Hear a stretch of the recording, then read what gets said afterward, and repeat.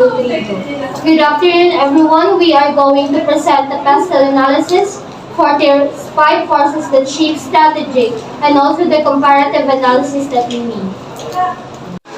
When it comes to political factors in analysis, CNC will abide in the law in order to take the business in the market and last. When it comes to taxation, we all know that businesses pay taxes for support in the economy or for the record of CNC business. Through this, craft creations will have opportunity to compete in the market. Next is the Global Alliance.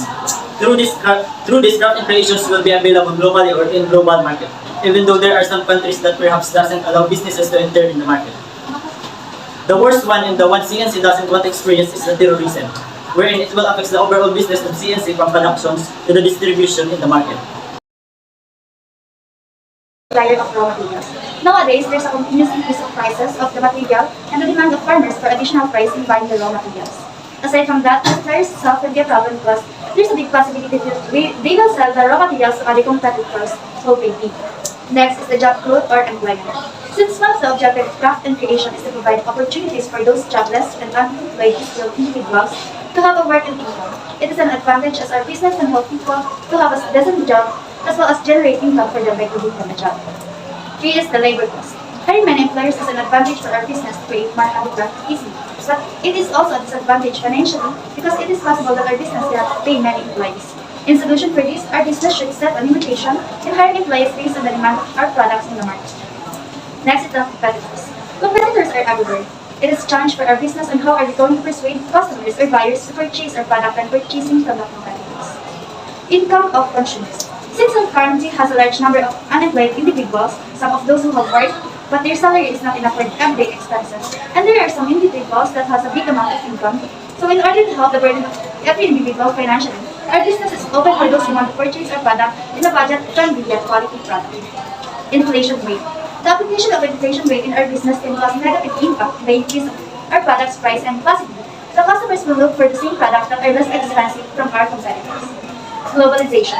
Through the presence of globalization, exporting products from other countries is possible. Aside from local individuals, the foreign individuals become our customers too, but the competitors are increasing as well.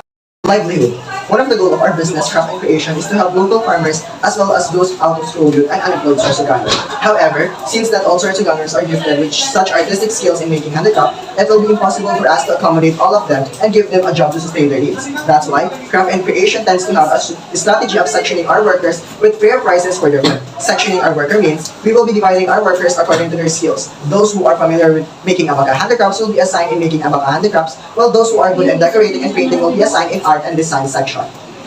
Social status. We all know that the social status of families here in Sorsogon belongs to lower and middle classes. That's why it will be a challenge for our business to meet our expected revenue in monthly and yearly basis.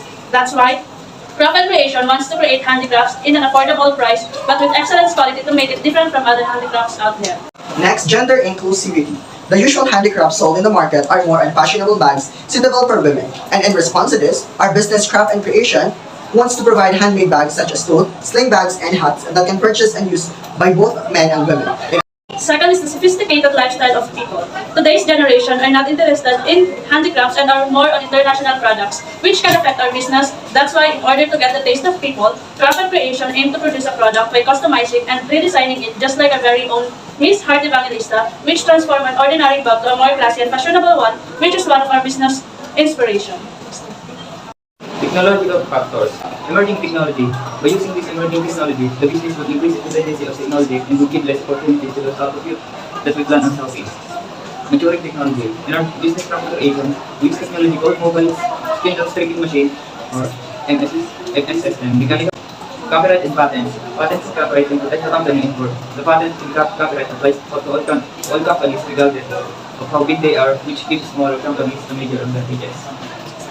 Product production and distribution. Since our business Craft and Creation plans to expand our business to international market, as businesses become more global, it becomes important to improve distribution to ensure that customers and all of the members of distribution channel are happy. Research and investment. It helps our business create effective sales strategies based on the data collected about their target customers, products, and services. General patterns of We have the Employee Protection Law. It dictates on how the company's employees should be treated. It aims thus the employee to protect them against unfair discrimination at work. are a few laws in regards to employees' working condition. We have the Consumer Protection Law that is designed to protect consumers from fraudulent companies or practices and defective products and dangerous goods and services. They play an important role in a reliable market economy, helping to keep seller honest with no threat of unpleasant surprises. And lastly, we have the Intellectual Property Regulation, which enable people to earn recognition of financial benefit from what they invent or create, by striking the right balance between the interest of innovators and the wider public interest. The IP system aims to foster an environment in which creativity and innovation can flourish. Environmental forces, weather or natural disaster. This phenomena is inevitable and natural to every business. Since Sorsogon is a place where typhoons always occur, it will affect the plantation of abaca. But then the good side of this is that even though the abaca plants will fall down because of typhoons, the fibers can still be used and will not hinder the operation of the business. Availability of inputs. Having the abaca fibers as our raw materials is an advantage for our business since it will be always available considering the fact that there are several plantations here in Sorsogon. In connection with this, craft and creation will have a continuous production and can possibly expand the business for it to be known in the marketplace and will gain a high profit. Environmental policies. In order for our business to have a continuous operation without violating any laws or policies, craft and creation will follow all the environmental protection and its run for production before operating the business. The corporate strategy that Craft and Creations will be having is to actively involve or compete in the market because competition is the name of all businesses. Craft and Creations will invest in digital marketing wherein the crafted products will be promoted and sold as well. Next is to give the employees best compensation rewards or best benefits they will have in order to make them productive in their work so that the production from raw materials to finished product will have quality. There is no need to worry as well in terms of its impact on the environment because as we all know, we are going to use all organic materials that will have assurance of no harms to nature. Even though we will dealing innovations in products and making it be unique through application of patents to ensure that it will be credited or having originality that will be Craft and Creations making. Threats of new entrants will be high for our business since Craft and Creation is just new in the industry and still in the process of making our brand in the marketplace. But the product differentiation, capital requirements have a low cost because our business will be innovating new products. The new items will not only attract new clients but also provide current clients a cost to purchase a work of art. For the awareness of all, Bicol region, particularly in Sorsogon and Catanduanes, remains the top 1 contributor and distributor of abaca here in the Philippines. Here in Sorsogon, abaca plants are only abundant in Kasiguran. That's why bargaining power of supplier to our business, Craft and Creation, is high, since our main raw material is abaca, which is abundant only in Kasiguran. Supplier's power is high because the sale of our business relies heavily on our supplier's product, which is abaca.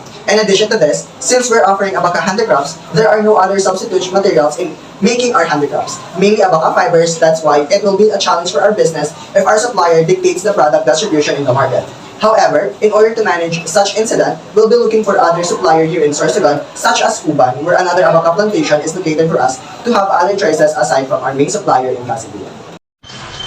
Competitive rivalry is a measure of the extent of competition among existing firms. Intense rivalry can limit profits and lead to competitive moves, including price cutting, increased advertising expenditures, or expending on service product improvements and innovations. Rivalry between handicrafts can be seen anywhere that can be found in different areas. The fact that we now live in the modern world, instead of just offering the buyers the design we created, Crafts and Creations will provide the buyers that design of their choice. We will provide modern designs in this modern time with high quality and appearance, pleasing to the eyes of every buyers. Threats of substitute. If a product has a strong market, many will gain idea to imitate the product and sell it at more convenient price. Example are those products imitation from China. This affects the profitability of the original product as there are substitutes for it. As it is affordable, but imitation doesn't guarantee a safe and quality products like the original because it's just an imitation. Customer bargaining power. Bargaining power of customers in handicraft business is high. Since the handicraft business can be found in anywhere and accessible in different areas, customer has a lot of option to buy from. They have the power to demand the low price of one product, making the business in pressure whether they will approve it or not. And considering the fact that we're now in modern world, the customers will definitely look for a modern design that will suit to their taste too.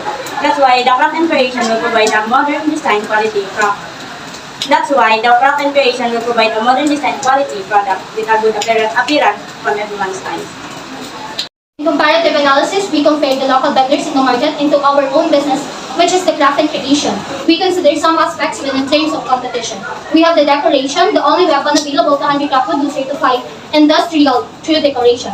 In the local vendors, some of the product are already fixed that cannot be changed or add some decorative, but in craft and creation, we were able to sell handicrafts which is customized that depends on the preference of the customer. Next is the price. In local vendors, we expected that it was a pricey because not actually their own made compared to craft and creation. We are the direct producer and seller. Next is we have the promotion. Local vendors can only promote their own product in their physical store only, but some local vendors also promote their product using FB market. However, the craft and creation intend to promote our product by creating a page which we can post and share regarding with our product and other digital platforms.